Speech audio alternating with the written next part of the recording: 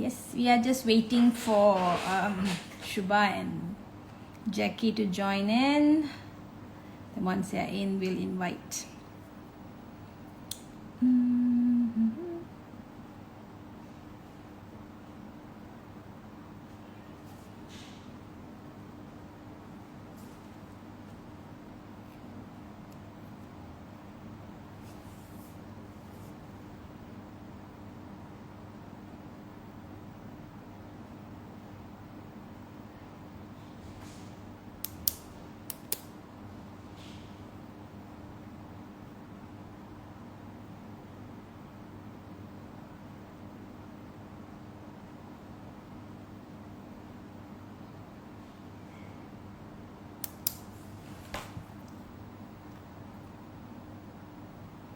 Hi everyone, just waiting for the other two people.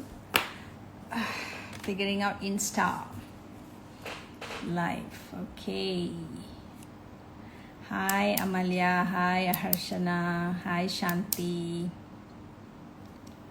Where are the other two? So how are you all? Hope everyone is fine. Things are looking a bit scary out there. Just stay safe. Routine doctor's advice, stay safe, be careful. Right. Okay.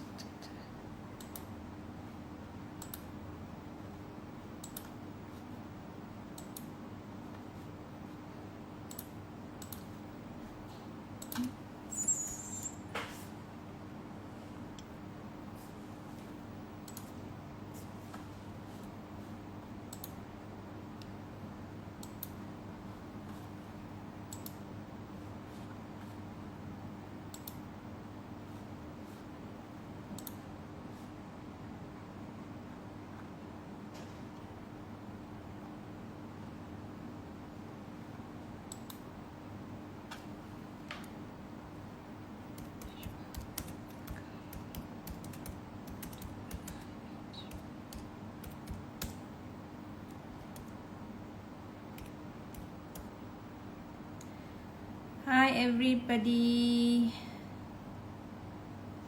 Jackie. I'm waiting for the host and my co-participant. So I am not sure where they are. Good evening, good evening. There she is. Okay, so I'm going to invite her first. YM Botanical.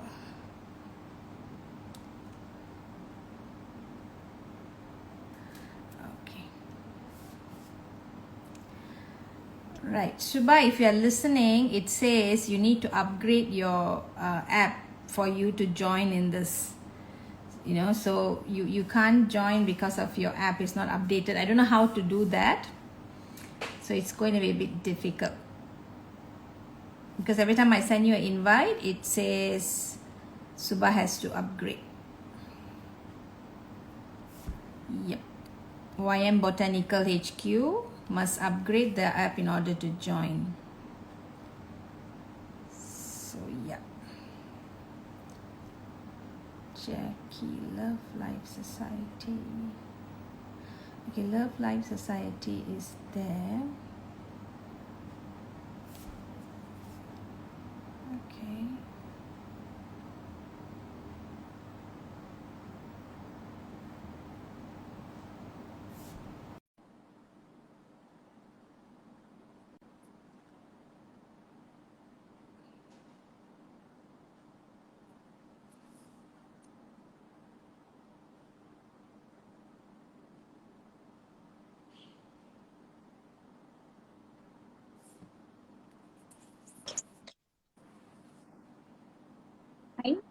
Hi, Jackie. I could Hi. invite you. Yeah, I can invite one more person. Apparently, we can invite two, so 3 people can be on the same screen. But Subha's app needs to be updated. Right, so she's doing that. Let's wait for a while. So how are you? Good. How about you? I'm fine. We haven't met each other for some time actually. Yes. Yeah. Yeah. And I see a lot of activities going on in online yoga classes. Yes. Been busy for me. Oh, I've been great. teaching COVID patients as well. Oh, okay. Yeah. Wow. Post, post Yeah. or No, while positive ones, stage, okay. at least stage 1. You're doing it online. Yeah, doing it online. Yeah, that's good. That's good. Yeah, Yeah. that's That's great. why I wanted to share so much today to let people know that, they need to do something, not just when given, positive, just get scared and Yeah, do nothing.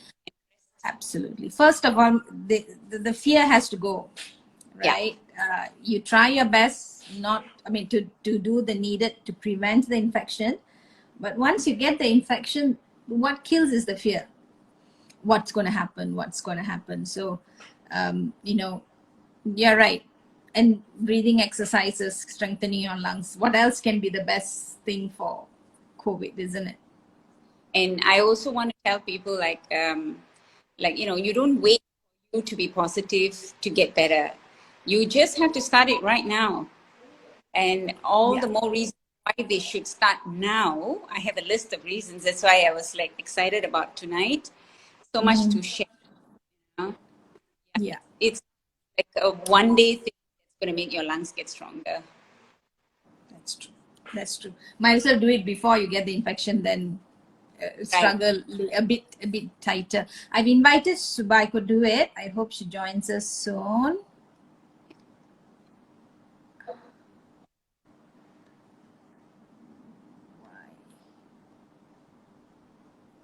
Skincare. Send request. Okay.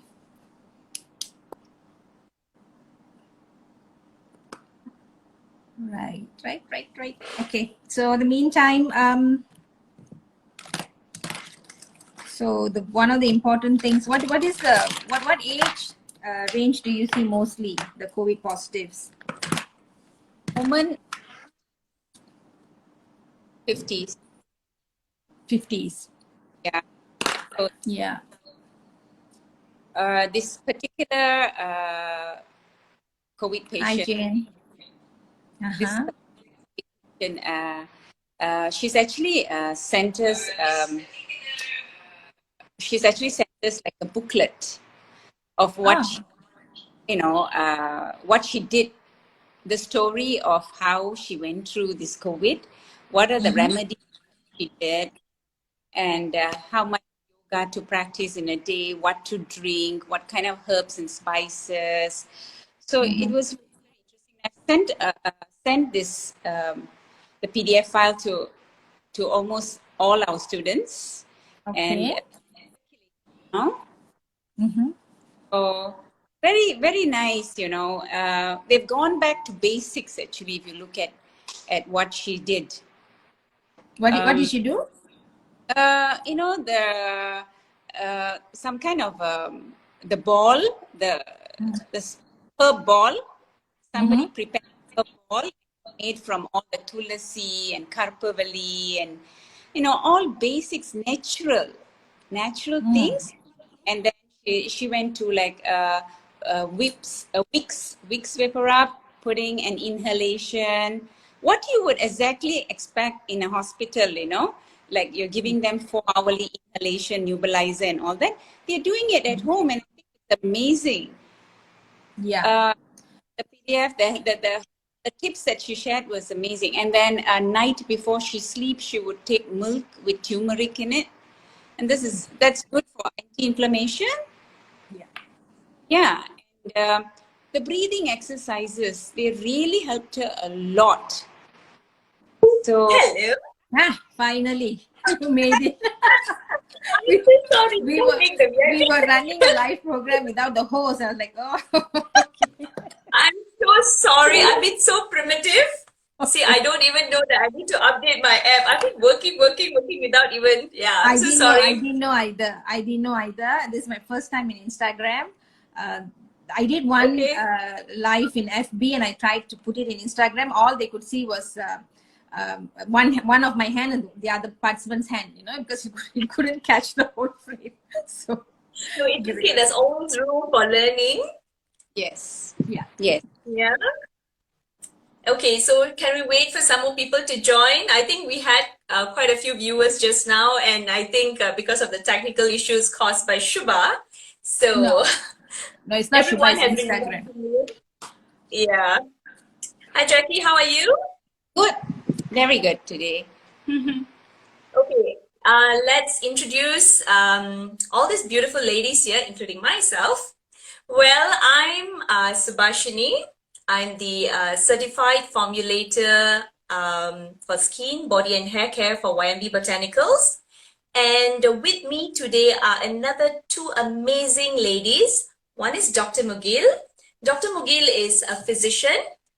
She's an aligned entrepreneur, healing mindset coach, menopause physician, nutritional medicine practitioner, meta NLP practitioner, and Jackie is a certified yoga instructor. So these two beautiful ladies have played an amazing and important role in my life. They have showed me that that food is an alternative to the medicine that you take. I learned that from Dr. Mugil.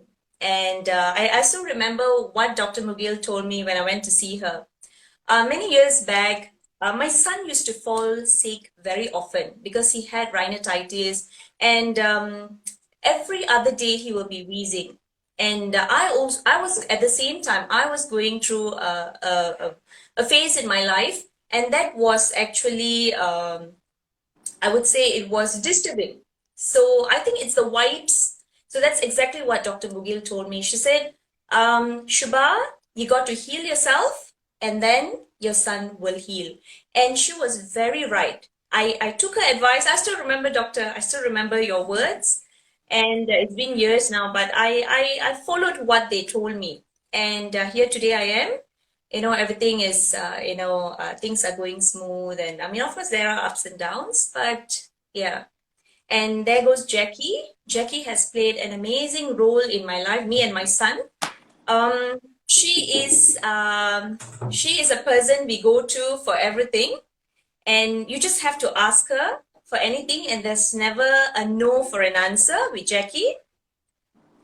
Yes, darling. Okay, 1 minute. So sorry, yeah. Yeah, no problem. You want to say hi to Dr. Mugil and to Teacher Jackie? Come. That's the ocean. Hi. I really can't see it. Hi. Do you remember Dr. Mugil? No, you can't remember Dr. Remember Mugil. me? I saw you doing packing for your mom and also cute. Yeah. So sweet of you. Say thank you. Thank you. You joined our interview today? Say bye to. Are you joining the session? No. No. No? Okay. Okay.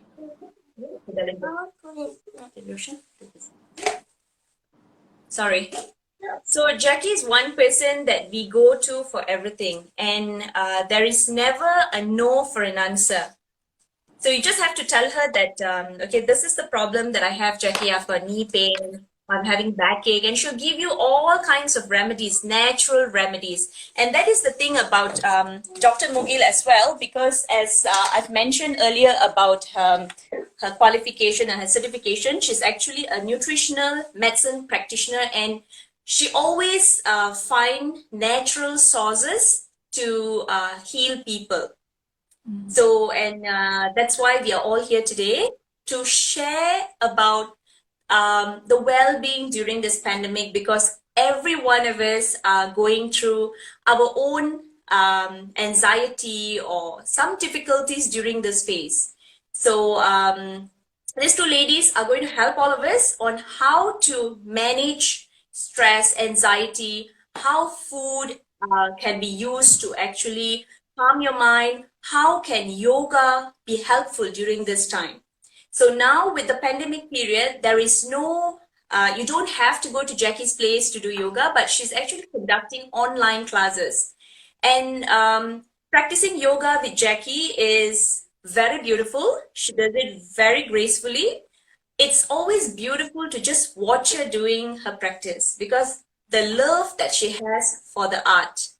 And Jackie is also doing fly yoga.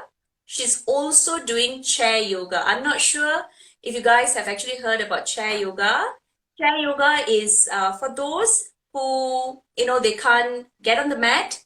So she's got another option for, someone who's got some, problems with arthritis and they have some difficulty getting on the mat.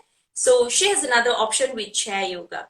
So now let's listen to what these two beautiful ladies have to say. You guys want to say something? Want to say hello to the viewers? Hi, guys. Okay. Jackie, go first. Okay. Hi, everybody. I can't wait to share with you how yoga is going to make you feel much comfortable during this pandemic. Get your worries and your fears aside and really be practical about the whole issue and work positively. So that's why I'm here tonight and I can't wait to share with you. So to you, Dr. Mugil, now. Okay. Well, Dr. Mugil, that self says what I do. I'm a doctor basically for the last 20 years, but I would always wanted to practice medicine differently. And that's how I met Shubha and Jackie, because we were syncing in that frequency. I practice a lot of nutrition. I practice a lot of emotional energy healing. So I currently work with a lot of women, midlife women issues, health issues, emotional issues, polycystic ovarian syndrome, skin, everything. And I try to minimize medication as much as possible and to give you permanent healing, not just a cure. But I also coach. Now I coach women in midlife as well to find their purpose, light. And at this time during pandemic, a lot of people are coming to their awareness like, I need to do something. So I coach them, show them their own light. So I remember meeting Shubha 2+ years ago while we were doing one session in Jackie's place. And we've been friends ever since. And she's grown prettier, more attractive, more confident, more beautiful. Very nice to see. And I still remember how she started and how she's doing. I'm very proud of her. So that's about me. Thank you so much to both of you for being part of my journey. And okay, so we have quite a good crowd now. We'll wait for more people to come. But this, doctor, once the session is over, all you need to do is save the session so you can actually post it. Right. I hope. So because now you are the host. Yeah, I'll do that. So now you're the host. So once the session is over, there will be an icon asking you if you want to save this in HD or normal. You just save it. So then it will buffer into your story for the next 24 hours. Okay, great. Yeah? Okay. So I have the first question for you, doctor. Are you ready for your question? Yes. Okay. I am. Yeah. Managing anxiety and stress during this pandemic, how do you manage it, doctor? You being, of course, your exposure is not like how it is in the general hospital, but you still have patients coming, and how do you actually manage it? Don't you have the fear that, is this patient having COVID? Are they COVID positive? Or, the fear of bringing back this virus back to the family, So how do you manage that? That anxiety and Yeah, well, that's a very good question, but contrary to what you believe, GPs have a lot of COVID positive patients coming in unannounced. Okay. They know they are positive, they will just been exposed, but they don't let you know. So we had recently had few cases we only came to know after they left. The KKM calls us and say the person was positive. So we had fair enough of cases. So it's quite scary. Okay. But 1 year ago, if you had asked me this question last March, when the initial stages, I shut down my clinic because I was so paralyzed. I was so scared. I saw. The reason I'm asking you this question is because I actually saw that post that you posted. Yeah. That you were actually you did mention about it. Yeah, Frank, it's very paralyzing. It's not even what happens to you.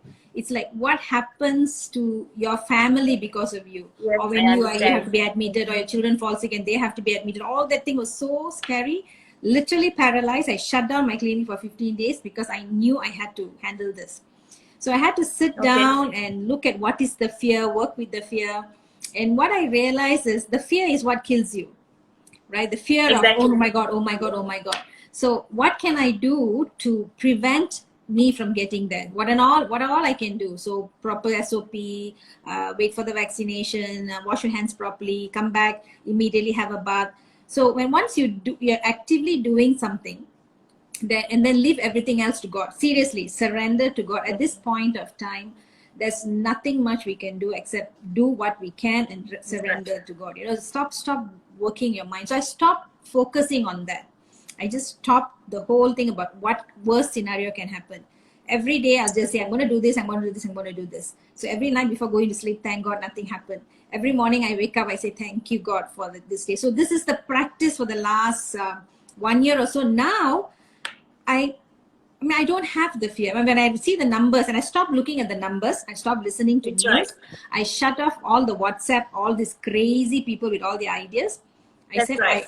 I'll just take one day at a time, and every day that I am fine, thank you. Okay. So, and that worked, and that's why I start telling people. But funny thing is, not only the fear of COVID went away with that work, a lot of other fear which was holding me back also went off. So yeah, Okay. that's one way. Even I feel the same. I thought I was weird because I remember you telling us before that we should, sometimes we get these messages on WhatsApp. Sometimes it's very negative. So try not to look at these messages. And that's exactly what I did throughout this pandemic, where I stopped looking at the numbers because it actually instills fear in you. And every morning I will wake up to, when I wake up first thing in the morning, I'll wake up to ask myself, am I having sore throat? Am I, that kind of a thing? Yeah. So it's like, yeah, Why do you just need the excuse me, numbers? and doctor. Yeah. No, so Yes, no. exactly. Why do we need to know the numbers? We just play our roles, Exactly. Correct. The numbers are for Correct. statistics. That's right. Yes. Okay, Dr. Jackie, can you see your followers on the what you call the live streaming? Yes, I can. Can you see that? Yeah. Okay, all right. I just wanted to make sure. Okay, so yeah, you're just saying something, doctor. Sorry to interrupt you Yeah, about the that's fine. numbers. Yeah, so that's it. The numbers, it doesn't matter. If you ask me today how many cases, I don't know. I still don't know. How many deaths, I don't know. But I know things are happening. But I don't want to Okay. scare myself. I don't want to torture myself with all this data. I want to make sure Yes. me and my family are safe. What can I do from my part? I will do that. I don't go out unnecessarily. I don't go to shopping. I minimize my exposure. So that's fine. But at workplace, though, I can't do much. So I make sure I take the proper precautions. And Okay. touch wood, with God's grace, so far so good. Anything can happen. Just be prepared for it. And I'm vaccinated, Yeah. so that's another thing. Yeah. Okay. So the same with me. It's like, I because with me and with Yoshin alone, it's always had I've always had this behind my mind, and so much so that I don't even meet anybody. For a matter, I don't meet anyone. I don't see people, and I think I've come to a point that when I see people, I'm very fearful because it's been no exposure to human contact. Yeah. It's just, because my business is basically online. And I mean, for us to come out of this and to start living the normal life, yeah, Yeah, but that will happen. Once everyone, 70% of us are vaccinated, just give it about 2-3 months, people will come back to normal. That's our natural tendency to be with people. We can't shut down.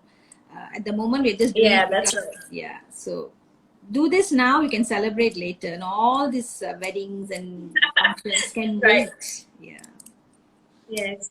Jackie, do you want to add in anything to this Yeah, I think. about the fear? You always tell me never to fear. Yeah, I think it's also to do with the chest. The place that you fear most is your, and of course your chakra, your heart chakra.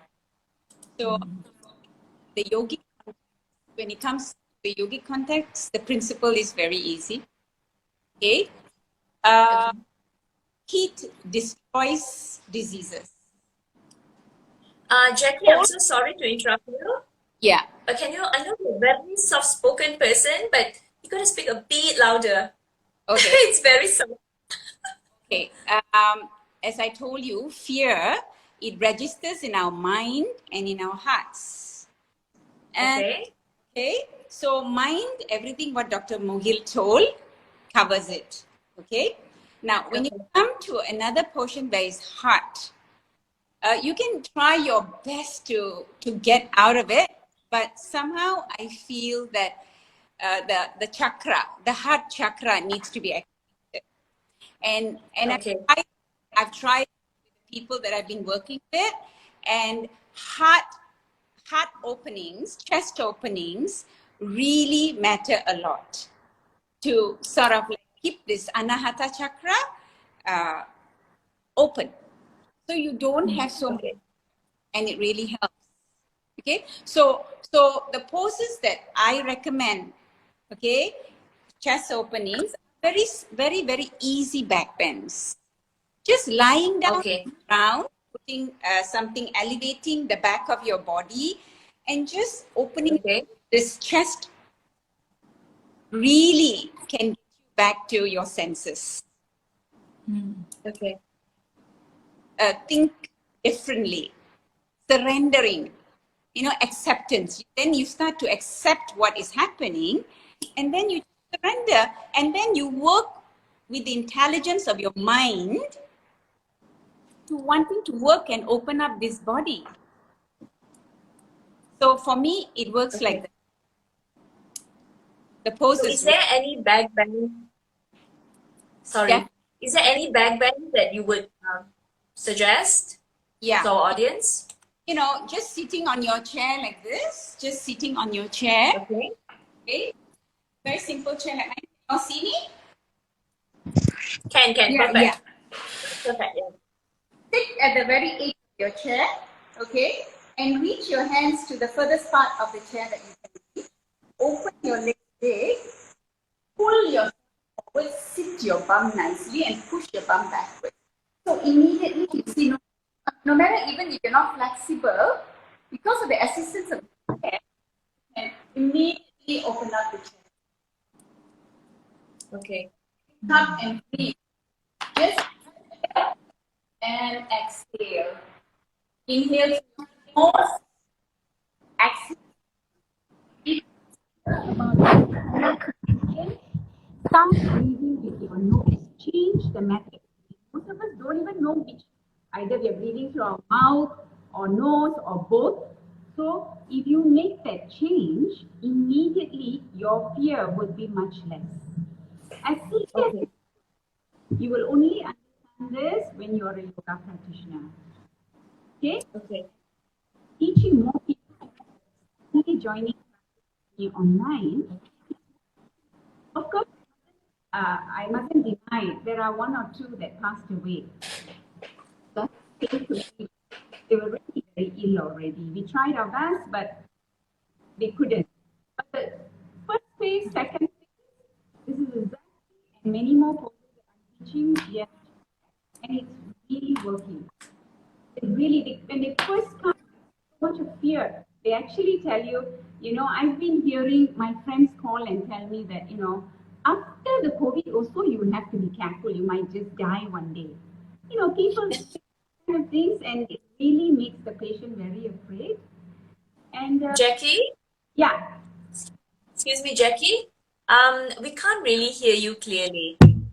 I think you got to move up front a bit. Yeah, that's it. Yes, I think so, yes. Can you hear me? Can you Speak hear me a bit louder? What is louder? It's breaking. No, your audio is breaking, Jackie. Nisha? My assistant will help. That was clear just now. Just now was very clear. Now Yes. Can you hear me now? Yeah. Oh, yeah, perfect. That's good. Yes. I can see initially when they come, it's like they're very frightened. They tell me, am I going to die? Will I die? I said, just Yeah, I focus. think that's a very normal thing. Yeah, it's very sad, you know, to hear what Right. Even the I think I was in that same shoes, I would ask you the same question. yeah, and it's like I'm not God to Right. answer you that question, but I can make you feel much comfortable if you focus on your breath. Right now, you don't focus on that. Okay. There's no need to focus on that. In fact, that's very peaceful.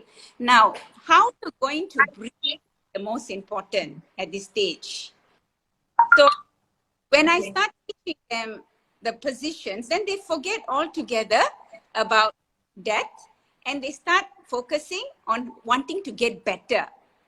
The first Okay. I notice when I start teaching them chest openings, the first thing that I notice is they get their good sleep. And I remember Dr. Mugil always says, when your sleep is not correct, that means something is not right in you. So after Okay. 5-6 days of not having enough sleep, they've been coughing the whole night, the previous nights. One class, the sleep, they can fetch the sleep back. Then they're able to think better. Then they're able to like feel, okay, there is hope for me. Okay, so then they attend the classes and they just get better. They'll be coughing in the first class, they're not even able to speak to you nicely. But after 2-3 classes, the phlegm is getting so much less, and then they're able to want to ask you for more classes with, you know, to have more classes with them.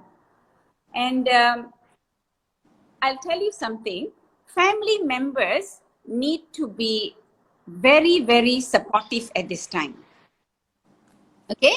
And above all is Okay. stop asking and stop calling to speak something positive to the patient.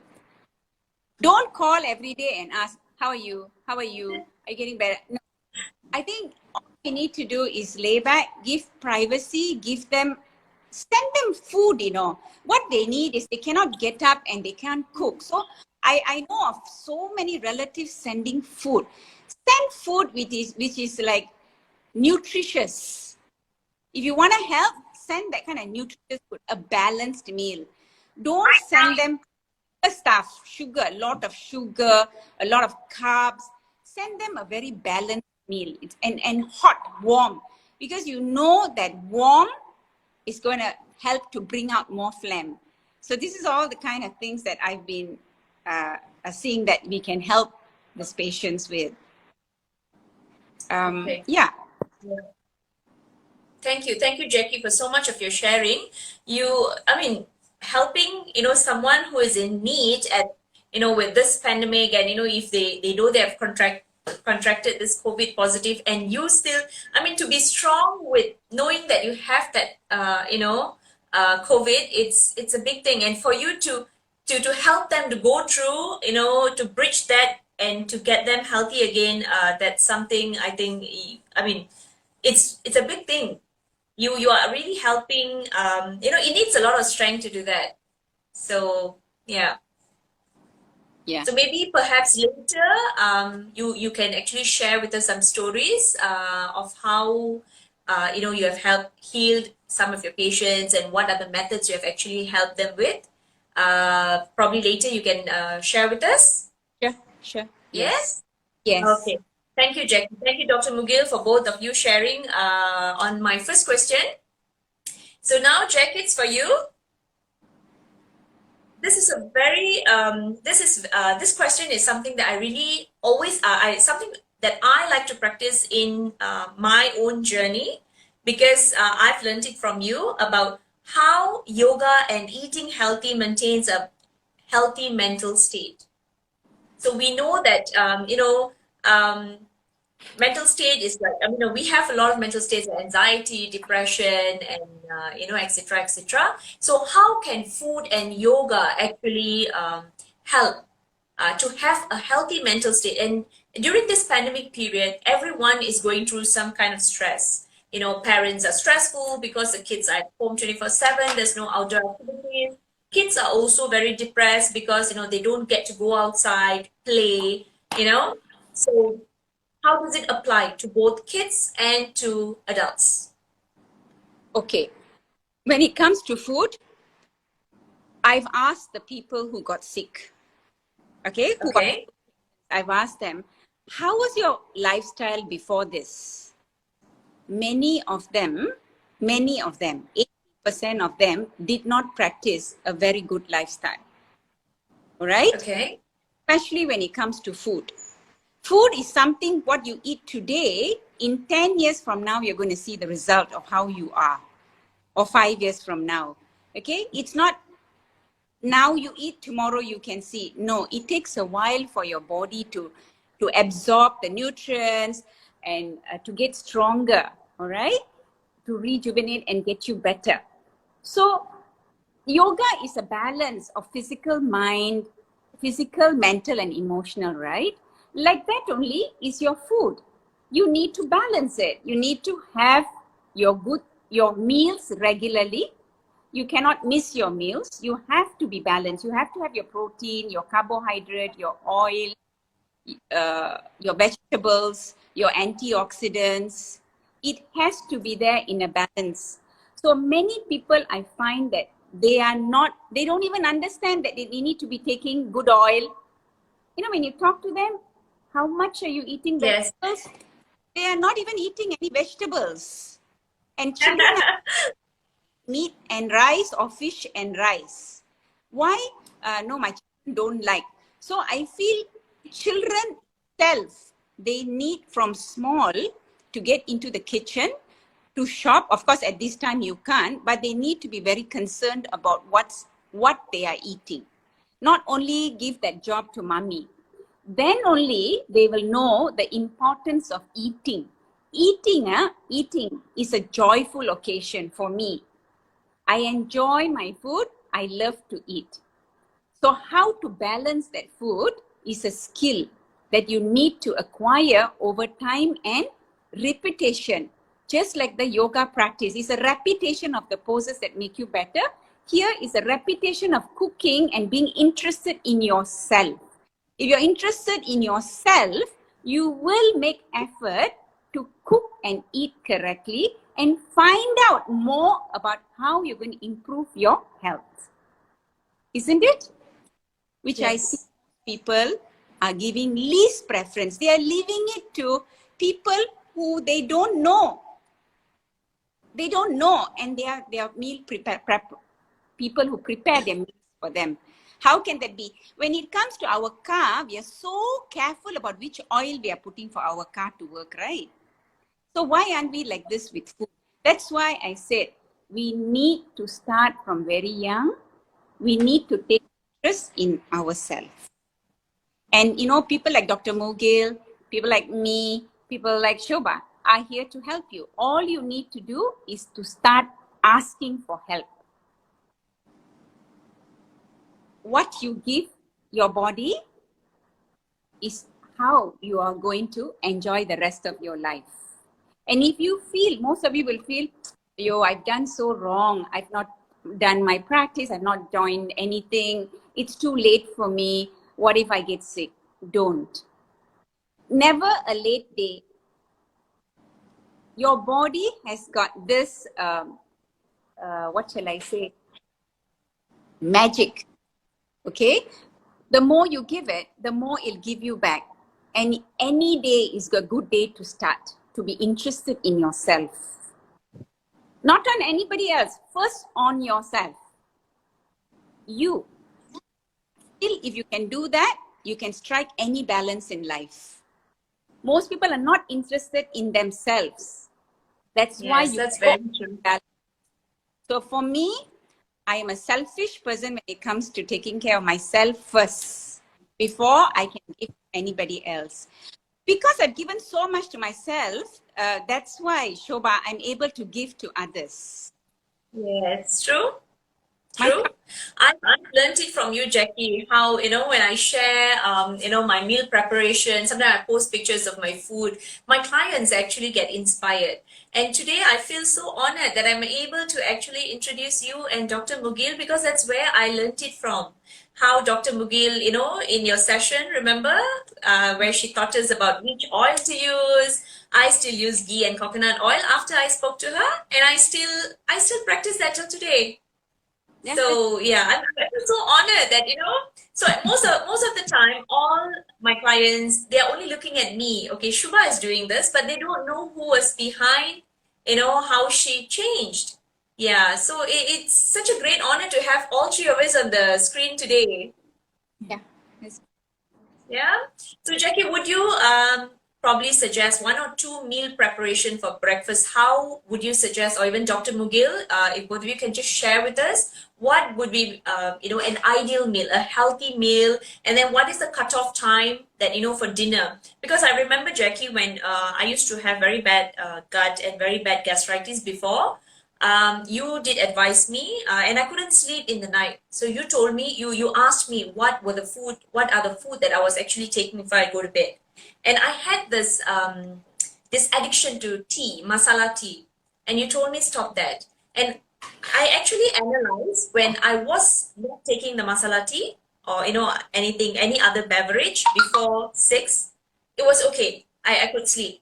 So these are some practices I think that we need to remove from our routine so that we get a better sleep. So what would you suggest, the best time to finish dinner? What is the.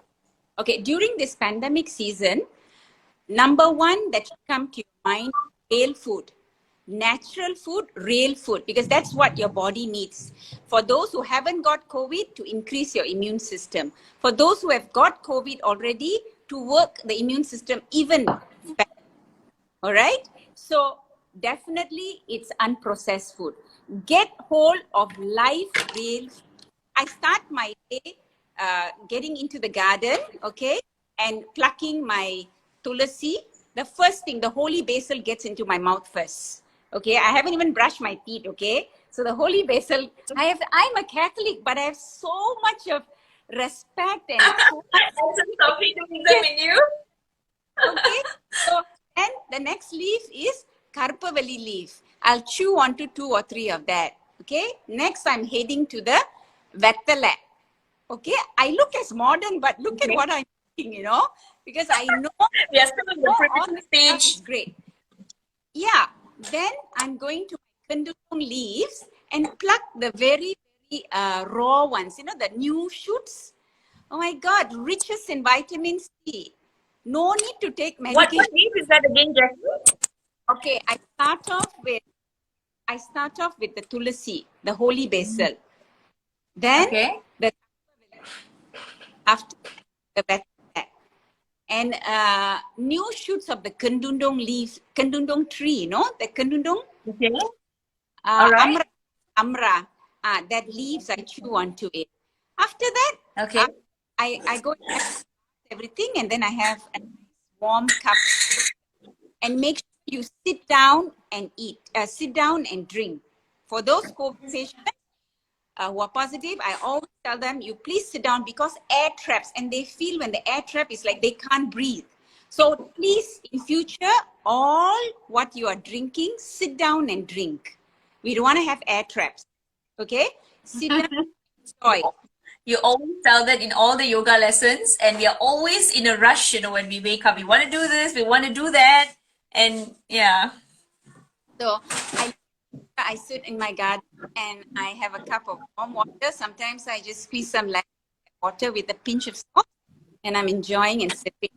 Then I have my dinner, of course, and after that I start with my breakfast. My breakfast is normally, I start off with a very small amount of fruit, which is antioxidant. Nothing more than 2 cups of fruit. The cake cup, nothing more than that for it. Just 2 cups of chopped fruits. So then I add in some fresh vegetables. I start off with very real food, some nuts, something that the body feels it's not processed, it's clean, because it's just starting the engine. Okay, the Manipura chakra is just igniting. So you want to give it very, very real food. And then I'm off to my cooking. I prepare lunch, and my lunch is always, Dr. Mugil knows my lunch. It's always 1 portion of a good carb, okay? My carbs are always different every day. One day I might take rice. Another day I might take a small piece of sweet potato. Another day maybe I like to have some yam. Another day I'll just have broccoli, lots of broccoli or cauliflower as my good carbs. And then I'll have my protein, which is big as my hand's palm size, without bones. That means you take away all the bones and you need to eat this much of protein, because you really need protein to build up your strength, immune system. And then I have my good oil, okay? Because I already fried my fish with good oil or air fried. And vegetables. Normally, green vegetables. And then I don't eat snacks. I'll have a bit of nuts. And of course, my dinner is I finish by 6:30. My dinner. My dinner Okay. is always a good portion of protein with 1 portion of carbs. That's it.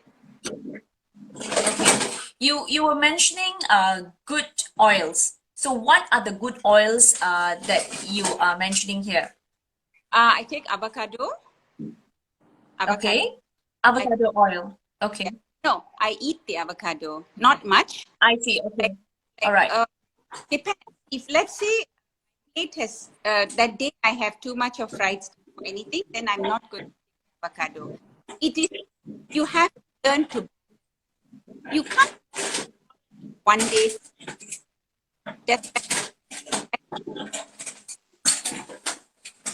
You have to. You have to. You have to. Your. If you look at it, your oil is too much. Because of frying, then you don't take anything that's like avocado or any nuts for that. You need to balance. All right. Okay, and lots of water. Okay. All right. Dr. Mugil, can you have the session for a while? Can you just excuse me for a while? So the next question will be for Dr. Mugil. Please share your knowledge on gut health. This is a very interesting topic. How does it interfere with our well-being? Okay. Yeah? Can I leave it to you all for a while? I'll get back to you. No problem. All right. Thank you. Thank you, doctor. Yeah, just now, just to add on, Jackie, you're talking about food. Now we're talking about gut health as well. See, food is not just what we eat; it's also what we feed our mind, our thought, our brain, and our gut. So the one you're eating, you know what to do, how to do. There's so much of information in the net, what to eat, what not to eat. But 3 simple principle is choose local, choose fresh, and choose what do you call that? The good ones. So everything has good and bad. The carbohydrate has good and bad. The fat, the oil has good and bad. The protein has good and bad. So do your research and take the good ones. So good carbs are all the ones which are complex. So sweet potato is a good carb. Pumpkin is a good carb. So you don't have to omit all carbs, So what we are trying to avoid is the processed food, processed carbs. Anything which doesn't look like how it's supposed to look in nature. Difference between an apple and an apple pie. You can take the apple, but apple pie is nothing great. Though you can use the most organic apple to make an apple pie, you're not going to get any nutrition once it's cooked and baked and with all those sugars.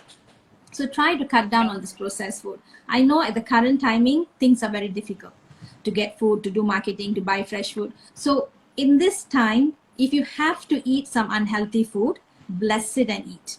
Don't eat with fear of I'm eating unhealthy food, I'm eating unhealthy food. So that itself will work on you. So no choice. You have no choice. Sometimes we have to give something unhealthy to our kids once in a while. It's okay, but try to compensate the next time, right? So that's a principle that I would advocate. When you can, please invest in your food. There's nothing more important than in your life than what goes into your mouth, right? So please invest in your food. Invest time preparing the food. Invest time enjoying the food. A lot of people, like what Jackie said, they just put something and cook for the day and then they just eat on the way. Mostly moms, they will do for everybody, but they come last. So they will just eat whatever is left over, or they'll mix everything up, and then constantly they'll be eating the whole day. They think they're not eating. So they're just finishing up the plates. Yes. So yeah, those are the things. And when the thoughts, what's most important, see, your mind controls your body.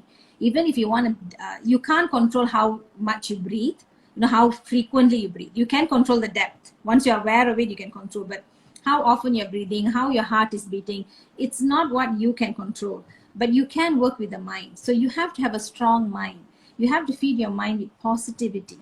No use eating the most healthiest food in the whole world if your mind is so corrupted and is full of fear, doubt, jealousy, anger. Your mood influences your food. So if you're going to eat something in anger or fear, or watching a TV, a crime show going on the COVID numbers are flashing there and you're eating your food, you're actually sending in poison to your body.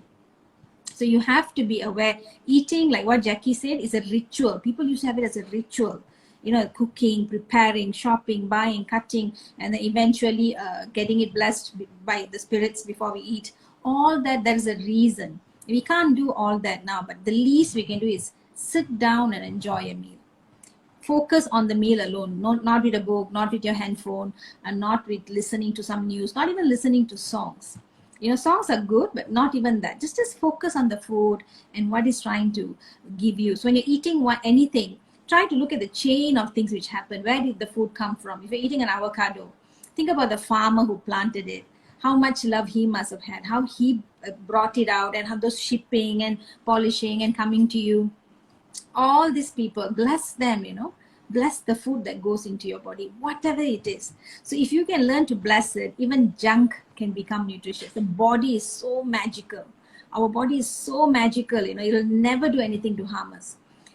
In desperate condition, even if you have to take something bad, it knows how to convert it. But if you keep pumping and pumping just because the body is tolerating, constantly pumping all the bad things, then you can't expect the body to comply that long. So you also have to be sensible. So I always tell my patients, if you can't do it all the time, just do it 20% of your time.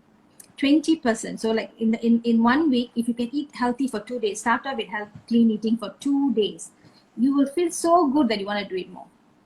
So don't say that, okay, I'm going to go completely off carb or off, I'm going to go organic, I'm going to eat food without oil, without, all those so-called healthy eating. You can't sustain it. So start slow. That's one. And then feeding your emotion is very important. The main cause of stress nowadays is unprocessed emotion. We are not allowed to scold. We are not allowed to shout. We are not allowed to show our frustration. We have to be this like calm yogi all the time, but we are not. Right? So don't react to you have your emotions. Know when you're angry, know when you're sad, know when you're scared, know when you're in fear, know when you're in doubt, know all that, but don't react. Reacting means you get scared, you immediately start shouting at somebody, or you start flipping things over, or you sit down and you feel like so paralyzed and shut down and all these things. Respond to that. Sit down and ask yourself, why am I feeling angry now? Why am I feeling fearful now? Then the answer will come. Okay, like when I was paralyzed, I told you, like 2 weeks I had to shut down the clinic.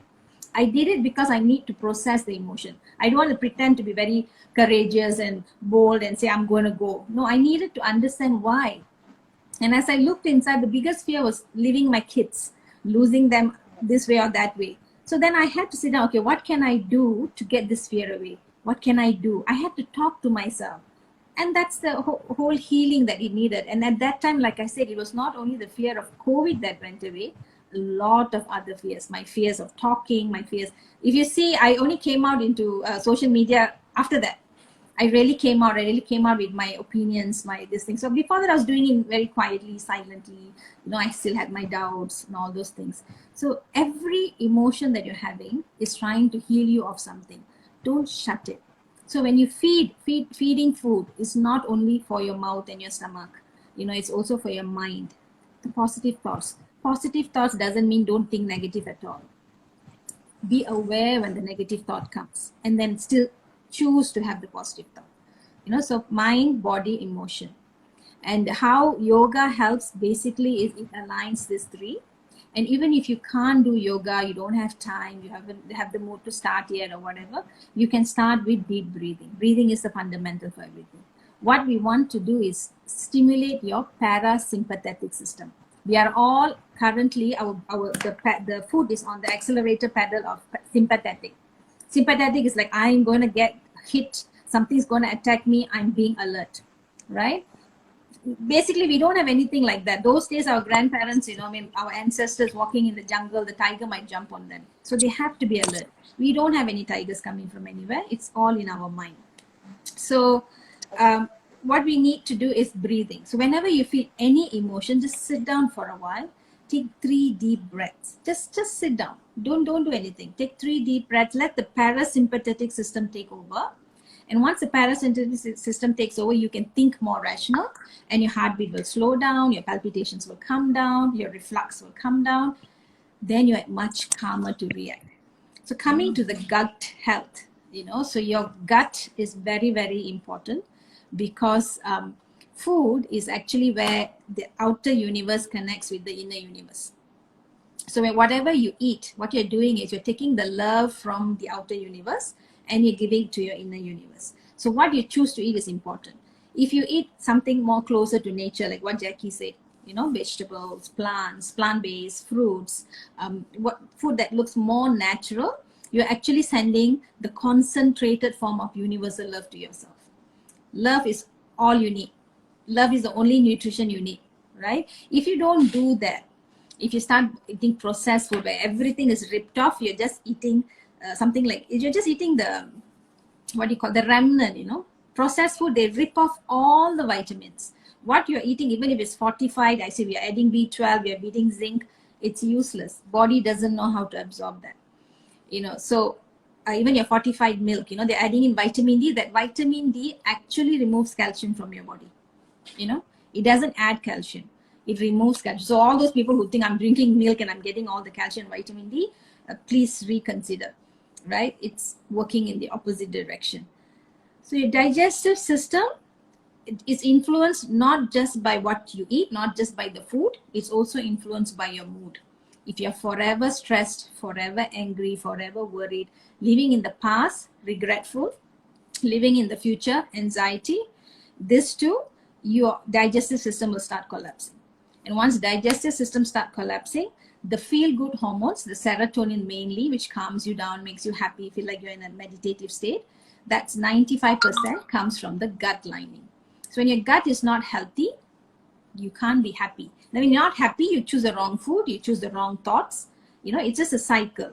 So first thing to start, when you want to start eating healthy, eat in a good mood, right? So when you want to sit down and eat, put aside all your emotions, stop everything around you, and just focus on the food. Enjoy the food. Learn to prepare the food. Even if you're eating alone, get a good plate, get a good fork. Don't just take one something there and just chuck it inside and eat. No, you're worth it. You're worth it. Food is telling you that you're worth it. So how you eat, what's your relationship with food will tell me what's your relationship with yourself. How confident are you? How beautiful are you? How happy are you? I can find out from what you're eating.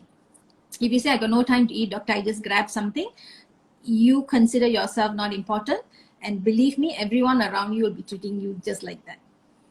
So you go on complaining, how come they don't appreciate me? My husband doesn't appreciate me. My mother doesn't appreciate me, because you don't appreciate yourself. Start with the food, healing with the food. So, and in your digestive system, once it breaks down, now our body is full up with good and bad bacteria. Both are in our body. From the time we are around 1 year old, we have both the bacteria. So when your digestive system breaks down, the bad bacteria just start ruling. And what they do is they release certain chemicals which hampers our immunity. It kills our white cells. The defense system dies. And the defense system dies, even a normal flu can kill you, leave alone COVID. COVID is basically a type of flu, and it affects you so much because of your previous health, how your previous health is before the infection. How fearful are you? How strong your mind is, and how good your body can fight it. So most of the time, you're very, very fearful. You're working in alert all the time. You're not taking care. You're not eating healthy. So you're already a very, very easy target for the infection to come in. But our body, like I said, is so magical. It never gives up on us, right? So even after COVID, if you do some things, change the way you eat. Eat less. Eat less. You have to go on a sort of a low-calorie diet when you're on COVID. Eat less. right? And then give gaps between food, more hydration, more fluids like coconut water and citrus juice. Fresh orange juice, fresh lemon juice will really, really help to stimulate the parasympathetic system. But most importantly, a lot of breathing exercises so that, the deep breathing. Just remember one thing, all I need to do to manage stress and all the illnesses is first stimulate my parasympathetic system. And one best way to do it is deep breathing. Of course, yoga is the next, your posture. And then, of course, the third thing is being happy, being around people who make you happy. Remove all the toxins, not only from the inside, but also from the outside, your environment as well. So that's what I will tell you. It's you don't have to, you will get there. You'll get there to Jackie's place where you're very careful. You know what your body wants. You'll feed it, but start slow. 1 day, 2 days, make small changes. Then be aware of the goodness that comes with it, the happiness that comes with it. Seriously, you'll feel very good the days when you eat nicely. And then you'll come to a point when this food is not for me, it's making me sick. Then just leave it. So everyone is different. So one person cannot take this. I tell this person, okay, you cannot take this, you drop this. This person will go and tell everybody, Dr. Mugil said drop this, and everybody will drop it and you won't see the result. Be aware of your body. Find out what works for you and what doesn't. Some people cannot eat rice, they get bloating. Some people cannot take wheat, bread, they'll get bloating. Then these two people do the wrong thing and then they say, I'm not getting better. You need to know what is your diet blueprint, which only you know by observing. So that will be my advice about digestive health and everything. Yeah. Thank you very much, Doctor. I think after this session, everybody will take eating on a different, perspective, because most of the time what happens is we see food and we just want to gulp it down. Our mind is so, how do you say, it's all over. So it's not on the food. I remember you speaking about this before. And, when we chew our food, we are always like rushing. Okay, what we got to do next? Okay, after lunch, before we could finish lunch, we'd be thinking, okay, what's going to be for tea time? What's going to be for dinner? But we are not having that mindfulness about what we are eating, what we have in front of us. So I hope with what you have shared, all the viewers will change their perspective about how they eat, and hope it helps them. Yeah. Okay. With that, we go to the next question. Jackie, what do you think about detox? So you see, in the market there is so many, they proclaim teas like some detox teas, and then but we don't know what are the side effects that these things give, because it's all processed, like what Dr. Mugil said. So is there any way of a natural detox? Like in the last class yesterday, you were talking about the the back to keep your backbone always aligned. It's so important. It's a way of detox. Do you think you can explain a bit about that? Is that what it meant, or am I saying? Correct me if I'm wrong. The yogic detox starts from the nasal. Okay, so we well, I definitely can't show it now, but what I mean is we use a neti pot and we do flushing from the right nostril to the left, and the air water comes out. So that helps to exude a lot of phlegm, a lot of fluids from the sinuses along this area, the facial here, this area here, the forehead and all. So you feel much less congested when you do neti pot cleansing. That's for the nose.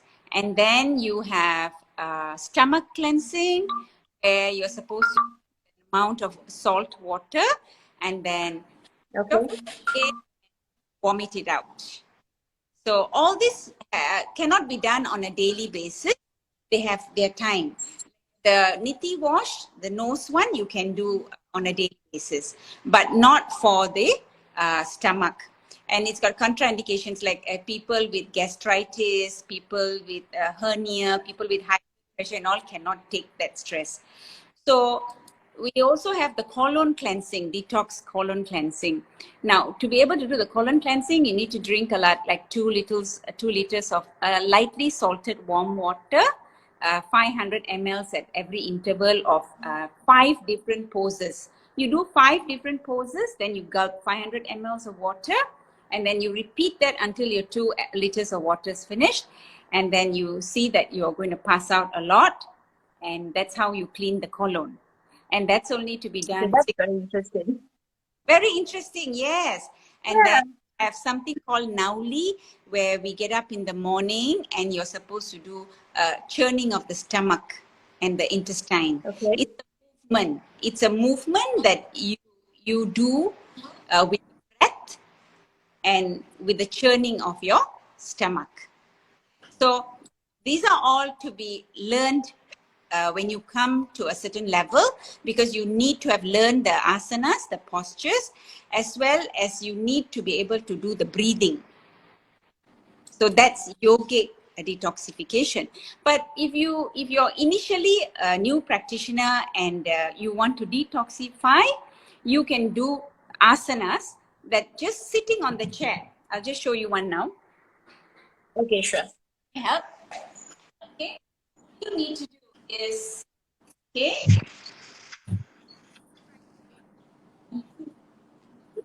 here, then I take my right leg out and I turn my body and try to hold the back of it. So you see that. Come back. Hands on the right and left daily is going to very gently do the detoxification for you. It's going to like squeeze and really work out the abdominal area. Okay. Yeah. So it's just like twisting left and right. Yes. I mean, of course, there's Right? many, Okay. like, but this is the most simple that anybody can do at home. Okay. All Yeah. right. So back to nutritional detox, doctor. So, I've come across like, I used to wonder, I used to ask myself, we have been like, the car is like a body. At least, I mean, the body is like the car. At least the car gets a regular service. Yeah. But how are we detoxing? Right? It's like, I used to ask myself, I pity my internal organs, it's like working so hard, but I don't know how to actually detox my liver, how to detox my kidneys, how to detox, my pancreas. So, what would you suggest, doctor, in the medical terms or natural way of detox, as in food wise? For example, I remember you sharing this before, kidney, liver, and pancreas. Correct me if I'm wrong. What you told me to do was to actually blend yogurt with coriander, and you take it like 5 times, 5 days in a month continuously. So how is that sufficient, or is there anything else you need to do, a separate colon cleanse, Yeah. Okay. There's a lot of detox. The colon cleansing is, of course, is one of the coffee enema and all these things are done, right? And some people do it very regularly. But those detox, we have to be a little bit careful, because if you do it wrongly or do it too frequent, it also scrapes off a lot of good nutrient from your body. So do it under proper instruction by experts who knows how to do it. You don't just go Google, buy these stuffs and do whatever you want, because you will be causing more damage. Because I had one patient who did it every day, and she was so pale and she was lacking in all the essentials because she did it wrongly. Yeah. So there's a way to do it. So see, even the good ones, good things that keeps you healthy, must be done in proper frequency and proper duration and the proper method. It's not like I can do whatever time I want. Ayurvedic treatments and all, they are very, very strict when to do, what to do, how to do, right? So just because Google is there, everyone just goes Google, get whatever you want, and then cause themselves more damage. But what I would usually suggest detox wise, what I mean by detox is, you see, our body fat stores a lot of toxins, because the body fat is like a storehouse. So, open your storeroom in your house, how clean it is, how beautiful it is. Your living room will be so nice, but when you open your storeroom, you'll see all junks inside. So whatever your processed food that you're eating, whatever environmental toxins that you're accidentally taking in, everything gets stored in your body fat, and you have to remove them. So the way to remove them is you have to do it very gradually. So you have heavy metals as well. So in people who take a lot of rice, the rice is very important. If you buy it from a cheap variety of rice, you know, those coming from usually from the Bangladesh area, there's a delta there. Now they are very, Okay. very rich in arsenic. Arsenic is very Oh, poisonous. So when you cook okay. rice, it's very important you wash it 5-6 times and cook it in a full boiling, and then you strain, you know, the straining method. The rice cooker, pressure cooker method is very fast, but they keep the arsenic inside.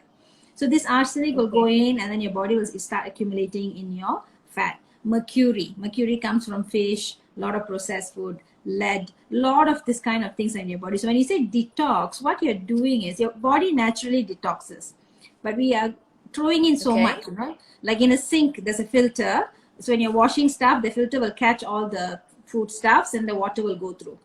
But if you too much of rice, let's say too much of solid into the sink, the filter can only hold so much. Then everything will stay there. The water won't even go down because it's completely clogged. So what we are doing detox, we are trying to help the body cleanse. We need to work with the body system.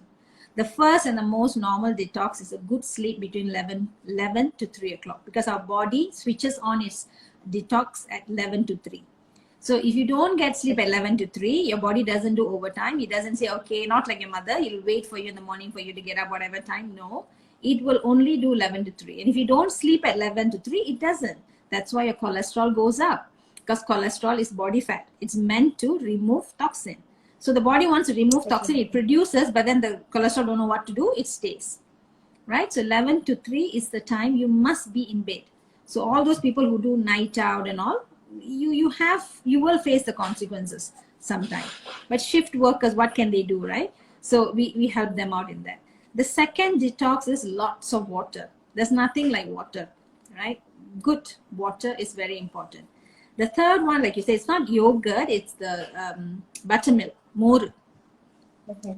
right? All More, right. and then you blend it with cucumber and coriander leaves, and you can take it maybe in a month. You can do it for a week, or you don't have to do it again, not every day, because you don't want to flush out too much. You take out too much of the toxins, and your body cannot handle. You will fall sick. So do it maybe once in Okay. a month, maybe alternate days. So that's one way. The fourth one Okay. is, of course, going on So it's cucumber, intermittent. coriander. Cucumber, coriander, and buttermilk, not yogurt, buttermilk. Buttermilk has the ability to flush out. It flushes out, so it will help. Coriander will go and pull out all the metals from your fat. It has that much of thing, and cucumber can bind to that and make sure that it doesn't go back, and then it brings it out. So that's the purpose in that. Okay. The other way is starting your day with a vegetable juice. So vegetable juice, what it does is it alkalinize your body. And once your body is alkalinized, the toxins will automatically get flushed out. Right? That's one. Okay. The other one is intermittent fasting. Okay, if you do 2 or 3 days of, no need to do every day, 2 to 3 days of intermittent fasting per week, that itself will release the toxin. Right? Now, adding on to that, now from my experience, I realize exercise is another way. Exercise, sweat also removes the toxins, right? But we need a very good source of antioxidants, because when you release these things from your body, some will come out, some will escape, and they'll start lingering. And you need antioxidants to go and eat them up. So you need to eat colorful vegetables, colorful ones, the purple, the orange, the red, not only green. You need colorful vegetables. The more colorful they are, the better. The mangosteen skin is very powerful source of antioxidant. You eat the mangosteen, don't throw away the skin, dry it in the oven, and then you can make it a powder, and you tie it in a muslin cloth and make a tea and you drink. Right? Don't put the whole powder inside, because it won't dissolve, and you can't filter it. So put in a muslin cloth, strain, and you can take that. Or you can So you just got to buy some bake it. Sorry? Do you have to bake the skin first? No, you just oven dry it or dry it in the sun. Just dry it until it's crispy, What then you can just. hydration? Sorry? Okay. what about dehydration? Can you both hear me? Am I Yeah. breaking or is it No, no. okay? No, I can hear you. I can hear Okay. you. What about dehydration method? Yeah. Dehydration is Oh, another way. that's That's a all better right. way. Okay. Yeah, that's a better way. Mhm. You can do that. All right. That's really good news. That's Yeah. news. Yeah, that's new. So you Okay. can do that. Thank you, doctor. And just basically that's it, and antioxidants are very important. So get yourself a good antioxidant capsule. So when I say antioxidants, vitamin C, zinc, vitamin E, and a product called glutathione. Okay, glutathione is what liver produces to remove all the toxins. Magnesium is important, so you can have cocoa, not Milo, Okay. but organic cocoa. So you can do it in a natural way. When you do it like that, you don't have to go sit for a colonotherapy or anything. Of course, yoga, if you're good in yoga, you have the asanas, fantastic. It works together with what you're doing. So those are the things you can do. Simple things, very you cucumber and coriander, no need to worry. Curry leaves in buttermilk, right? It's already an excellent thing. Just put curry milk and then blend it with the buttermilk and you drink. It removes different kind of toxin. So All simple right. things we do, you'll feel good. You don't have to wait a month, go to a spa and do all the other things. This is what I will tell my patients. So that's what I do also whenever I feel like doing. I am like what my father-in-law used to say. He's a doctor. We are like signposts. We tell people to do, we don't do most of the time. So I'm guilty of that. But whenever I get time and whenever I remember, I'll make sure I do some of these things. And I do it maybe, let's say, 20 to 25% of the time, because I don't have time most of the time, right? But I'm making time. But just that 20 to 25% of the time that I'm investing in myself is keeping me where I am today, touch wood, right? And so don't have to try so hard. That's all I can say. So do you actually, this is a very interesting chapter because it's about detox, because I see a lot of detox teas in the market. And do you actually have like a session or like what do you call, consultation for the viewers in your clinic, doctor, just for certain, like I see in your profile that you also do menopause consultation. So do you, like, now with the pandemic, do you do online consultation like through a Zoom session or something, or you still have to walk into your clinic? I'm still in my clinic. I still see my patients. Okay. I still find face to face. I need to assess, but some patients, I've got calls from quite far away. They can't come at this time. So yeah, those patients I have dealt with. You Yeah, do. yeah. All right. So this information will be very helpful for the viewers who would like to know further, and they can contact you straight. Yeah. Thank you so much, doctor, for the explanation on the detox, and also to Jackie. Thank you so much. Okay, moving on to our next question. Okay, this is something I get from my client, and I advise them based on my own findings. I'm not a doctor by profession. So and with my skincare journey, it has always been like a trial and error. And every formulation that I make, they're very close to my heart. And I specifically formulate for one scenario or one issue, and that's how so many other came along. So a very important chapter for me is on pigmentation. So I do get clients who ask me about why they have skin tags, and then pigmentation. So from my findings and some podcasts, what my findings were that pigmentation is due to the liver.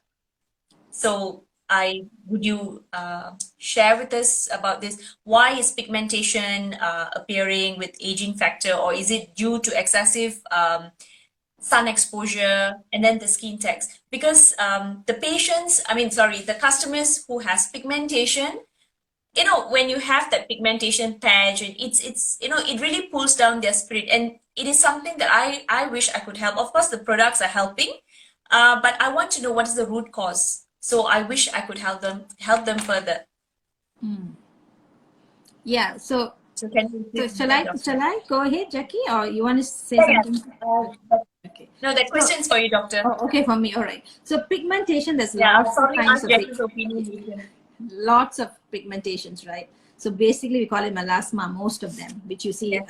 different patches. We call it aging. Now, aging happens because you didn't protect your skin, right? So if you That's don't right. take proper precautions, you don't use the proper sunscreen, the UV radiation acts on the pigment points and they break and they become bigger. And contrary to what you believe, they're very, very deep. They look very superficial, but they're like very Yes. deep and very difficult to remove from outside. Laser might help, but then there's a chances of it coming back. Unfortunately, once the pigment happens, very difficult to treat it. So you have to be careful from the beginning. So to those ladies who are driving their children around every morning and afternoon, I think COVID is a blessing. But other than that, driving around, the sun keeps coming on here. So you always end up Yes. having pigments around here. So just Yes. use That's invest in a good sunscreen. Really sunscreen. apply Okay. a sunscreen. And sunscreen needs to be applied every 2 hours, not just apply once and then you think it took 24 hours, right? So you have to apply every 2 hours. If you think you are wearing makeup and it's difficult, buy the powder one. So first you apply the cream and then every 2 hours top up with there's a powder type of sunscreen as well. But there are other types of pigments. You get a dark patch in your neck, right? Now that All right. is an indication of insulin resistance or you being a pre-diabetic. So when I say insulin resistance, what it means is if you go and check your sugar, they say, no, you're not a diabetic, it'll be within limit. So we have a lower sugar level, we have a higher sugar level. So you touch here, you're a diabetic, here you're a normal. Your sugar is somewhere in between, very smart. It doesn't touch there, but it's just there. So when you're going fasting and checking, it'll be there. But then otherwise, it's always here. So when you see dark patches in your neck, you guaranteed you are going towards diabetes, usually precipitated by insulin resistance because of obesity. That's it. So Okay, does this happen even in kids, doctor? that's childhood obesity and that's insulin resistance. If you don't do something about it, they will be the young diabetics later. Because recently I had one of my agent was actually sharing. I'm just recalling what you're saying. Probably I should speak to her. Probably speak to a doctor about this because she had that. She was about a 12-year-old girl and very bad, very very bad. It looked very much like pigmentation. Very dark. It'll be very dark, and you can Yes. put anything and scrub. It might lighten up, but it won't go. It's just trying to tell you you are going towards pre-diabetes already. All you need to do is a little bit of change of diet. And the skin tag, if you have skin tag, I can give you 99% you are pre-diabetic. Skin tags are nothing but excess sugar in your blood. And the moment you control your sugar, they will drop off by themselves. Otherwise, you can do all those cauteries and you can put the creams and you can scrub. Yeah, they will pop up again. So your skin never does anything from outside alone. It's always a reflection of what's going on inside. It tries to communicate with you. If you have this itching and ulcer on your shin, most people will have that over the shin area, the front part of your leg. Okay. You will see a lot of there'll be a lot of scratch marks and the skin will be very bad and sometimes small ulcers, dark color, discoloration. Yes, okay. Now that is indication that your bowel is very, very bad. Your bowel health is bad. The moment you change your food regimen and take probiotic, improve your gut, that thing will go off. So a lot of things the skin tells you what's happening within. But most Sorry, of them, doctor. yeah. Sorry, doctor. I missed the part where you were saying about the shin. I think your line was okay. It was breaking. Yeah. So usually if you have a skin problem on your shin, the front part of your leg, right, the bone, it's always related to your gut health. It could be irritable bowel, it's not inflammatory bowel disease. That's a worse form, the irritable bowel. You might be having a bacterial overgrowth. You might be having constipation, or you might be having polyps or something going on in your gut system because the food that you're consuming is wrong. The moment you change that, they will go off. A lot of the times we have had that. So basically, so basically that's it. It's if you have something happening in your skin, there is something happening within your body. Don't just Okay. go to the pharmacy, buy a steroid cream. Some people get allergies, and then they get the steroid cream, it will go off. But why did it start in the first place? You need to find out. Allergies, eczema, that means your gut is leaking. Your gut has tiny, tiny holes. They're supposed to be tight, so the food just can go through like that. Okay. But in these people, because of the food, there's a hole in the gut, and whatever you eat before it's properly processed and digested, it leaks out. And anything leaking out of the gut is poison, even though it's just food. People can die, in accidents when they perforate their intestine. They make a big hole in the intestine, and whatever they ate comes out into the open area, in the gut area. We cannot save them. They go into very bad peritonitis and they die. But this one happens in very minute level, and the body it gets tensed up because these things are not supposed to be happening. Then the whole eczema flares up. So, and then you go treat with steroids, you go take with cream, but you're not correcting what's happening inside. It might be a very simple thing. Those days, people did not know about milk intolerance. A lot of babies, despite milk intolerance, they were just fat with the cow's milk, because they didn't know. That's why a lot of eczemas now, those mothers, they're producing children with eczema. So all you need to do is change the diet a bit, start young, and you'll be fine. If you do it properly, any treatment, if it's really working, within 3 to 6 months, it should help you to cause a permanent relief. Anything which you take and the moment you stop, things come back, are not really helping.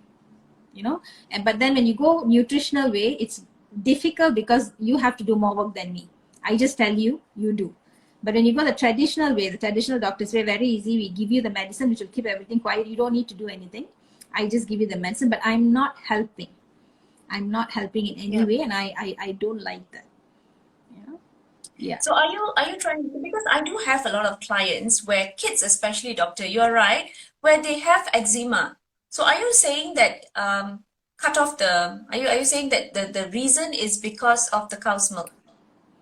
We need to find out. And it's most of the time, 90% of the time, is the cow's milk. Cow's milk, and the second one is usually the egg white. Okay, but another most common thing is sensitivity to bed mites. So they develop it early. So these are the common things. And some of them want to do a very expensive allergy test. I usually don't recommend, because in Malaysia, 90% of us are allergic to bed mites. But why is this person reacting this way? That's what we need to find out. Yes. Yeah, you got a point there. That's right. Thank you, doctor. Thank you for explaining on that. Okay, Jackie, let's ask you, how have you kept yourself, she's always looked very young. Okay, she's very young. She's in fact younger than me and Dr. Mugil. Okay, let's not ask her how young is she. Since the time I knew her until now, she's the same, evergreen. So it's of course the food and also her yoga practice. So that's why she looks very youthful. So for those of you watching, you should try to join Jackie's class and watch how she does fly yoga. Today someone asked me, is Jackie actually doing fly yoga? I said yes. Even I at 40, I don't have the strength to hold the ropes. And Jackie at her age, it's amazing. So that explains why she's got beautiful hair, beautiful skin, and her skin is so flawless. So Jackie, would you like to share with us your journey, besides looking beautiful at your age, youthful, how this journey of yoga has actually helped you and helped many people like me with your practice? Very simple. I'm in love with myself. I love myself so much that, as I told you, I have so much to give others. I just want to, my main idea in helping women out there, or anybody, not only women, the men also come for classes. It's like, I want them to share what I am going through, the happiness. I get up every morning with a lot of happiness, seeing to who I can help. for that day. I get so much of pleasure when they come back and they tell me, look, my life has changed. I'm no more the person I was before, and thanks for your guidance. So yeah, that's that keeps me happy and probably looking happy and young or whatever you say. Yeah. You're blushing. Another Jackie's not used to compliments. No, I think I'm also what I am is because of consistency. I never make age to be a criteria at all. Okay. I try new things every year. I don't stay where I am all the time. I keep moving. Okay. Because movements create a lot of energy in you. I forgive and forget very fast. I don't keep in my heart. And yeah, I move on. And I'm consistent in what I do. I'm not giving up. I like to be the ambassador of aging. So Wow. I have that in my mind and I work towards that. Yeah. I have a dream. Thank you. Thank you so much, Jackie. Yes. Thank you for sharing on that. Dr. Mughil, back to you.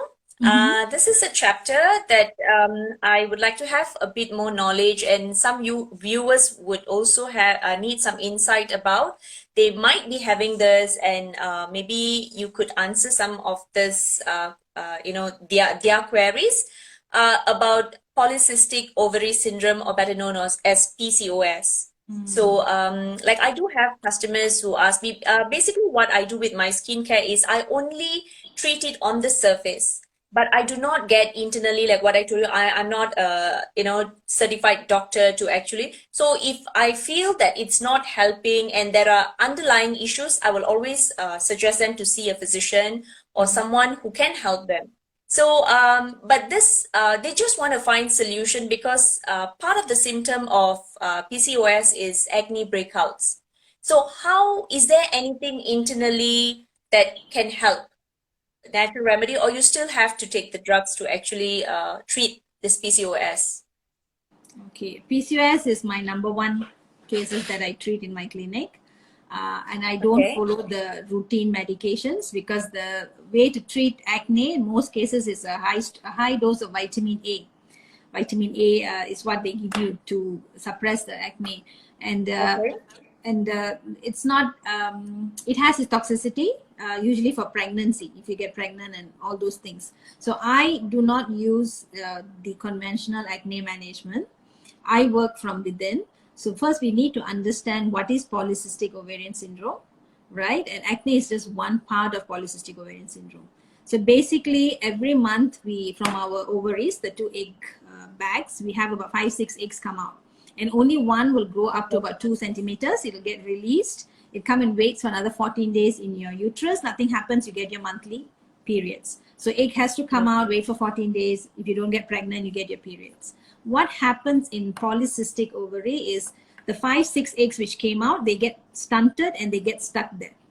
So no egg grows and no egg dies. So these stunted eggs, they don't get released, so you don't get your period. First, you don't get your period. You don't get your period, and that's what sometimes after marriage, very difficult to get pregnant because your egg is not coming out. You can't time your intercourse, and then no way of pregnancy and all those things. Now, these stunted eggs do not just get stunted, they start releasing a lot of hormones. Initially, though, it will be female hormones. So what happens in female hormones are excess. You might get breast lumps. You might get ovarian cysts. You might get irregular bleeding, heavy bleeding one point and then no bleeding. So that's what happens at the beginning.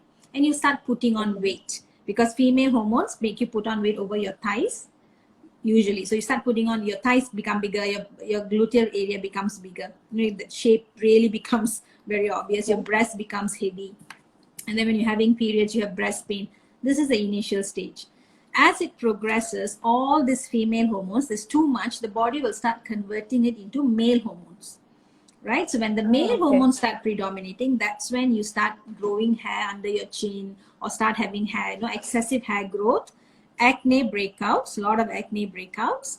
And the other one is putting on weight over your tummy. You start putting on weight like a male pattern obesity, start losing Okay. hair Okay. around here. So a lot of things. And not only that, when you have polycystic polycystic ovary and its syndrome, when you have all this, you can have polycystic ovary without the syndrome, then it's called just polycystic Okay. ovary. All right. They also affect the health of your blood vessels. So you are Okay. predisposing yourself in later stages, issues with hypertension, heart disease, stroke, and all these things. So you think what will happen in a 15-year-old girl having a period problem? Don't Yes. sort it Yes. out. You go on to that later, right? Most of the time, people come to me with polycystic ovary after getting married because they can't get pregnant. Then you ask them, you say, "Oh, my period was never regular. It'll come once in 6 months, once in 5 months. Yeah, I had hair growth. I'll just go and wax it. I had a lot of acne, but now it's coming down." You I already see. I caused see. 50% of the damage. So pick it up from young. If your child, your daughter, 14, 15, see, when you attain age at 13, up to 3 years, we don't interfere because the hormone takes that long to settle. But after 3 years, if the periods are not regular, she's putting on weight, she's developing acne, or she's having hair growth, or irregular periods, sometimes very heavy, sometimes don't have, please get it checked. It's very easy to reverse it earlier stages compared to when it's so late. So why does this polycystic ovary happen? One is very, very rarely because of genetics. If your mother has, there's a chance for the daughter to have, but it's only less than Okay. 5%. The 95%, out of the 95%, 60 to 70% is because of insulin resistance or pre-diabetes. Okay, so when you are consuming over too much of processed carbs for a longer period of time, you're consuming saturated fat, bad fat, and you're drinking a lot of milk. Milk is very, very bad, and you're taking a lot of wheat products. These four things can precipitate polycystic ovary in a normal person by inducing insulin resistance. So in those people, the treatment I will do usually is control the insulin resistance with something for the skin, because people want to look good. Nobody wants to Yes. wait for 3 months Yeah. so it's okay to go topical, go get your cream, go take care of your skin, but then you don't want it to come back, you have to work from inside. So that's one. That is why I was, yeah, that's sorry, doctor, sorry to interrupt you. No problem. So that is why I felt that it was just not part of my forte as well. Probably I can just help on the surface, but if it's going to be repeatedly, coming back, so Yeah. that's what I wanted to ask you about Yeah. this. So that's the thing. And another thing which causes polycystic ovary is stress. If you do not know how to manage your stress, polycystic ovary can start around 2025. Not from the time you had your menarche. Your period will be regular all the time, and then something happens, one trauma, like during COVID, a lot of people having polycystic ovary syndrome. A lot of people are not having their periods properly. A lot of people are developing acne around here, and we all thought it was because of the mask. You say it's mask, it's the mask, but it's not. It's the Yes, hormone. yes. Yeah. And then they're losing hair, so they just go and say it is probably stress, but then your periods are irregular, getting pregnancy becomes difficult, your heart health is affected. So again, like I said, your skin will tell you something going on inside. So if you're suddenly Yes. having acne, or you're not supposed to have that. You'll have one or two. Most of us will have, just before period, we'll have one or two pimples. Till now, Yes. I had one or two. I never touched wood. I never had very bad acne, but I'm seeing a lot of girls. And the surprising thing is, the acne is not only on the face. A lot of children develop it at the back, and some of them have it in Okay. the axilla, the armpit, very, very big boils, and around the groins. So they're shy to tell. It's pustulated, it is not pus, small things and they suffer in silence because they think like, I'm not clean, maybe it's my hygiene, and I have body, and they'll have this specific body odor. It's also indicative of insulin resistance. Body odor is another indicator of insulin resistance. And it's very simple. All right. Simple thing, avoid milk. This kind of people avoid milk. Cut down your wheat. Wheat means bread, noodles. Cut it down. And then make sure your breakfast is a very important breakfast for polycystic ovary. Anyone trying for pregnancy, or you want your ovaries to be healthy, the best thing is you have black coffee with 1 tablespoon of virgin coconut oil, plus minus 1 teaspoon of honey. Up to you. No honey also, Okay. it's okay, but it's a black coffee. So black coffee with coconut oil, they work very well together. Both help the liver to detox. So when the liver detoxes, liver is where the hormones are removed, the male hormone and the female hormone. So when you take that, the liver is detoxed, so the male and the female hormones, excessive of the hormones can be removed as well. So your symptoms will start coming down. And breakfast, avoid taking carbs. In these cases, please avoid cereals, please avoid milk, please avoid any kind of mihun, nasi lemak, roti canai, idiyappam, all that. Just go on eggs.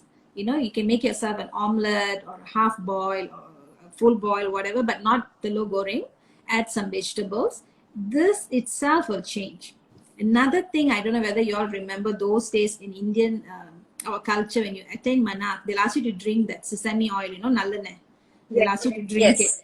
And we used to dread it. Now, nallanai is, sesame oil is so rich in zinc. And zinc is what the ovary needs. You know, so if you can get yourself to take 2 tablespoons of sesame oil every morning or night, a good one, yeah, organic, good, cold pressed sesame oil. It will help you in your fertility issue, in your ovary issue. But though all these things you can, I'm telling you now, so easy, you can find out in Google. Always see somebody who knows what they're talking about. Come and see them, because you might not fit into the whole thing. You know, I might tell you, but you might not have any of those, and you have something else going on. And then don't waste time trying. Just go and see a doctor that you trust, or talk to a professional who you trust, and follow what they say. That would be my advice about polycystic ovaries. So, doctor, this remedies that you have shared, like, you know, drinking the black coffee with the coconut oil. So, can people without PCOS also do this, or it's just meant for, you know, people with PCOS for liver? No, To help them with their insulin anyone can resistance. do that. Anyone can do that. I do that on and off. I don't have PCOS, so I do it on and off, and I'm doing my detox as well. So black coffee with oil. So, and what it does for me is, when I want to go intermittent fasting, I do that because it keeps my hunger down. The coconut oil actually keeps the hunger down, and then helps the detox process. Just one thing. So, someone has asked me, here, is milk necessary? Now, can I just address that? Is it okay, Subha? Can you hear me? Doctor, you are breaking. Yeah, can you hear me now? You're breaking, doctor. Yes, okay. Okay. So someone has asked me here, is milk necessary? Yes. So I'm just going to address that. Yes, go ahead, doctor. So yes, milk is only important till the age of 5 years old, right? Actually, after 2, you don't need that much of milk. After 5, you don't need milk at all. So if you want to, you're drinking milk for the calcium, that's all you want, right?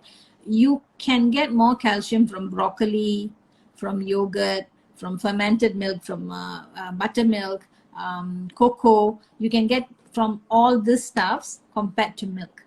The Tetra Pak milk that you're drinking, or the powdered milk you're drinking, or even cow's milk, you have to be careful. It doesn't agree with everyone. So you have to be careful. So for me, I'll say no need milk. Eat healthy. You know, yeah. So is there any other milk source, like plant-based milk, like almond milk or pecan milk, walnut milk? Is that okay to drink? Yeah. Or Soya plant-based milk is fine. Soya milk, animal milk, rice milk, oats milk, any milk. Try to avoid the processed milk. Yeah. Okay, that's also another question, doctor. It's about nutritional drinks like Entragold. I think this is for kids, if I'm not wrong. Yeah. So what about kids, doctor? What milk do we give? What milk do we give the kids? If you know? Yeah. See, the whole process of children, right? They have to eat solid by 6 months, and the solid has to change in consistency over the next 1 year. By 1 year, they should chew, and then after 1 year, you know, the whole planning of children's food is to work with their masticatory muscles and speech development and the gut development. So by right, after 2, they should be eating more on solid. So when you give them too much of milk in the name of nutrition, you're going to deprive them of eating. That's why they become picky eaters. they don't want to eat anything. So start early, start cutting down the milk after age of 2. Just give them 1 cup of milk in the morning. You don't have to keep giving them in the bottle. In this thing about they have to drink this much of milk for them to grow, it's not important. My son, 2 years old, he was breastfed. 2 years I stopped breastfeeding. He stopped milk. He didn't want to take from bottle, nothing. So he'll only take 1 cup of those days cocoa with milk. That's all he used to take, and he's got fine, good teeth, good bone. He's fine. Everything is okay. My doctor is the same. So don't force it. And for adult as well, another thing, pregnant mothers buy this NMOM and all this milk, and this must drink milk. My mother-in-law said must drink milk. My mother said must drink milk, and they drink 2-3 glasses because they want the baby to be healthy, and all they end up is with diabetes, most of them. So I used to tell them in the KKM, they'll panic when the sugar is high. They'll come back and say, doctor, they put me on this. I said, stop your milk. And then stop the milk. Within 3-4 weeks, the sugar will be normal. And they'll be like, but once you're labeled as pro-diabetic, could be diabetic, you'll be followed up as diabetic for every pregnancy after that. So the milk is the culprit. And for old people, you see, even old people, this ensure goal and all is for people who can't take nutrition adequately. They can't eat properly, they are sick, and then for them, yes, little bit of nutrition goes in. But if you can eat, chew, and still eat, go on the food, not so much on the milk. Yeah. Okay. Thank you very much, Doctor, on that. Thank you so much for explaining that. So is there, let's open some questions to the viewers. Is there any other questions that we can take? We give our guests a break for a while. So I open it to the audience. If you have any questions, you can just type it. So we can, our guests can actually answer you. And we will close the session. We have a few more questions to go. So if you guys have any questions, just shoot it. And yeah. Yes, Shubha, I have to excuse myself by 11:15, 11:20. If you okay, sure, doctor. We'll try to finish the session by then. Yeah. Yes, okay, sure, doctor. Sorry about that. Now another call. Okay, no problem, doctor. I think we should be done by then. Okay. I think we have no questions. We don't have any questions from the audience. Okay, Jackie, can I ask you a question about quality sleep? All right. During this pandemic period, people find it difficult to have quality sleep. So, they feel that, they can't go to sleep. They go to sleep, but they can't sleep. Why is that so? Shobha, I think there is a question that maybe we want to ask. Sure. Yes, go ahead, Jackie. No, there is a question. Somebody asked a question here. Yes, you can go ahead, take the question. Do you have any recommendation for stressed people? Likely a good food for it? Dr. McGill, would you like to answer this? Okay, I'll go first. From my point of view, stress is induced. Stress happens when your stress hormones go down. Still cannot compensate for your stress management. So the nutrient important for your stress is magnesium, zinc, and B complex, and vitamin C to plus minus. So if you are looking for food as such, eat food rich in magnesium. One of the food which is very, very rich in magnesium is cocoa. So take more cocoa drinks. Have fresh juice of orange or lemon. Lemon juice is good enough. So these are the things which will help you to food-wise. Cut down on your sugar. Go more on good fat like what Jackie said, avocado, olives. These are all good fats, so you can have them. You can have nuts, but be careful. Cashew and ground nuts are not the healthiest nuts, so go for your macadamia nuts or hazelnuts, almonds. They used to say you take 5 almonds every morning. You just soak it overnight and take it in the morning. That itself is a stress buster, and it does. It really makes you feel happy. Those things. So I would go very simple. Cut down your sugar. Sugar is the killer. Cut down your salt. And then have more vegetables, have more natural food. Yeah. Back to you, Jackie. Yeah, about sleep. I think for me, sleep comes very easy. Okay. I make sure I get to bed at a specific time, like Dr. McGill said, 11 p.m. to 3 a.m. is your detoxification. Yeah, already today. Yes. So So We should end the session soon. yes. So for me, it's like I already get ready to go to bed. Before I get ready to go to bed, of course, to the bathroom, and then come back, and I reflect on the whole day. I thank God, and I look forward for a good sleep. Forgive whoever you need to forgive. Uh, get your mind cleared, get your heart light, and just go off to sleep. Don't even think if there'll be a tomorrow. Sleep. Yeah. Just sleep well. Yeah, and just be happy. So I don't have an issue with sleep like this. Okay. Thank you for sharing, Jackie. I would like to add on what Yasmin Ilya asked about the, when you talked about the cacao, Dr. Coco. This is something you recommended me, and that has really worked very well for me. I just blend some almonds with the cacao, and some days when I'm actually feeling very low, as in low in spirit, I'm feeling a bit gloomy, I just have to take the cacao and then eat. It's like a mood elevator. Yeah, just to add on to that. And yeah, I think Jasmine, Dr. Mugil has answered your question, and even Jackie. So thank you so much for your question. Okay, Jasmine was saying something. Do you have any yoga? Helps me a lot. Yeah, there's a yoga question there. Okay, do you have any Um, beginners? Jackie, Yes. Number one is learn to breathe with the right channel, through the right channel. That is your nose. Okay. Stop breathing with your mouth. That can be the first yoga tip for beginners. And enroll yourself.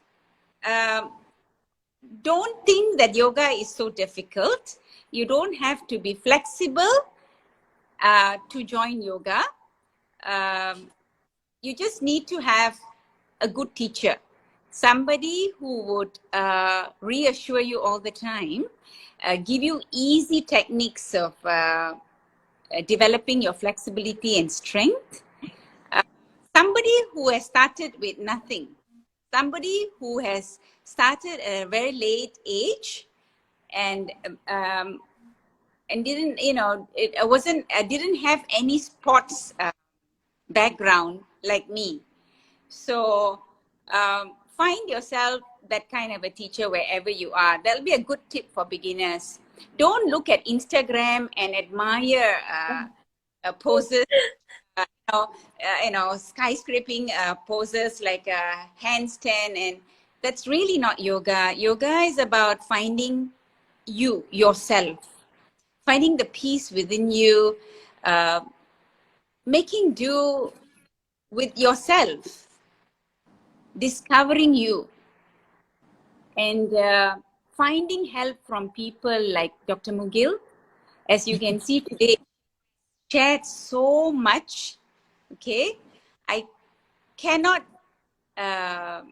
appreciate you enough, Dr. Mugil, for all that you're doing. Really. Thank you. Um, yeah, that's my tip for anybody who wants to begin yoga, because yoga is a balance of physical, mental, and emotional health. So time to time, please service yourself by meeting up with people like Dr. Mugil. I cannot tell you how much she has helped me in my life's journey. So yeah, that would be a good tip for you beginners. Yeah, so I just want to add on. It's mutual actually. So we benefited from each other. I learned a lot from Jackie. I'm yet to start the yoga, but I do follow her up, and I do a little bit of what I learned before. I still continue. So the time hasn't come right, but yeah, she's not just a yoga instructor. She's a holistic healer. That's how I see her. She gives a lot of advice. She's concerned about the emotional status. So it is beautiful. So find people like that. Find people who are interested in you as a whole. Not just promoting what they do.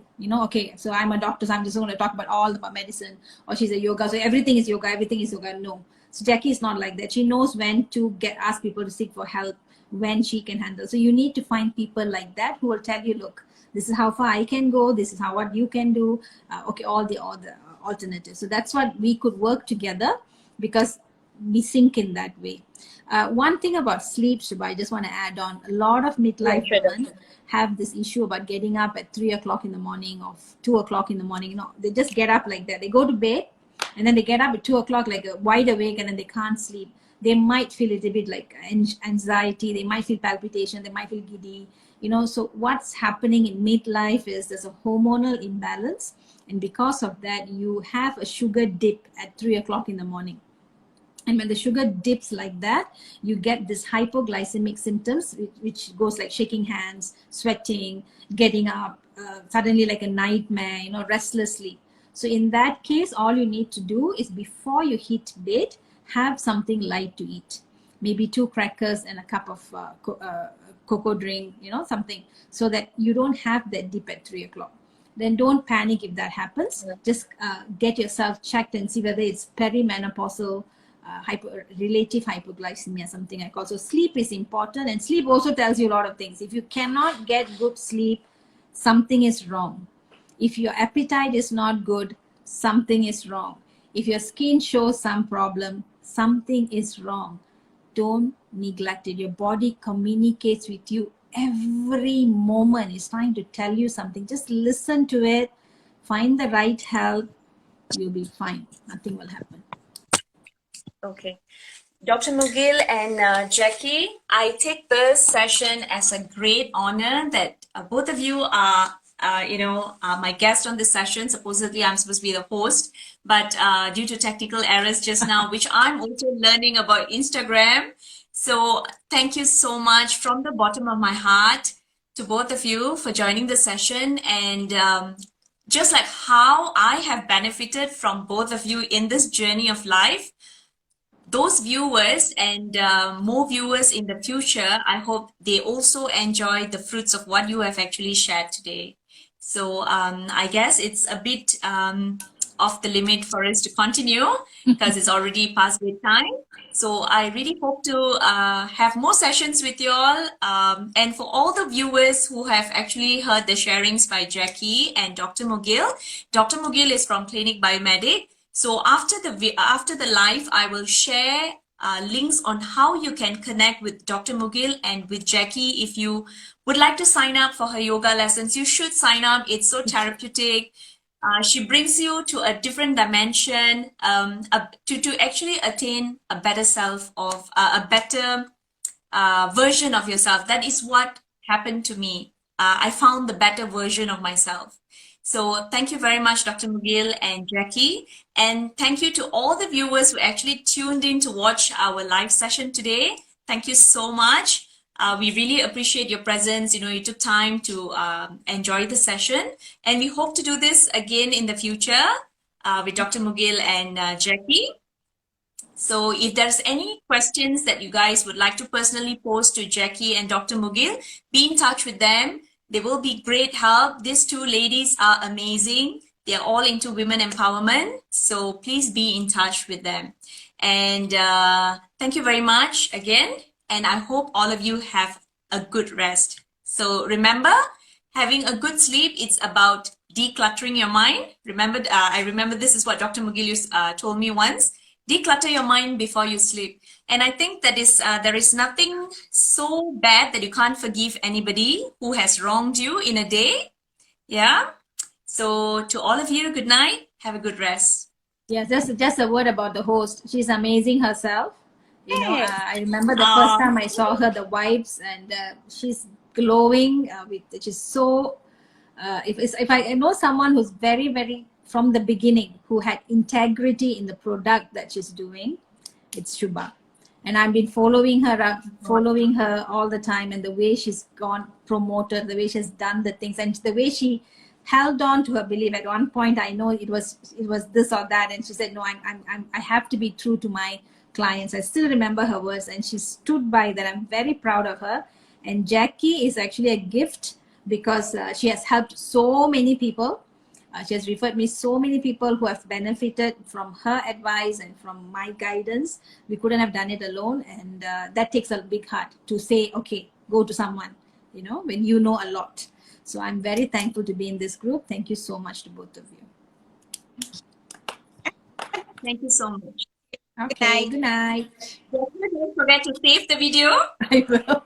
I'm being very careful. Make sure now. when you end the video, you got Okay. to press the save button. All right, I'll do that. Okay. All right, so it's going to be on all our stories for the next 24 hours. Okay, so All I'll right? press the Thank you. cross and it'll say save the video. I'll press save the video. Okay, Yes, I'm also that's learning. right. Thank you, Okay, Doctor. good night. It's Wish good me to be luck. all in. Bye. Good night. Bye. Bye. Thank you, Jackie. Thank you.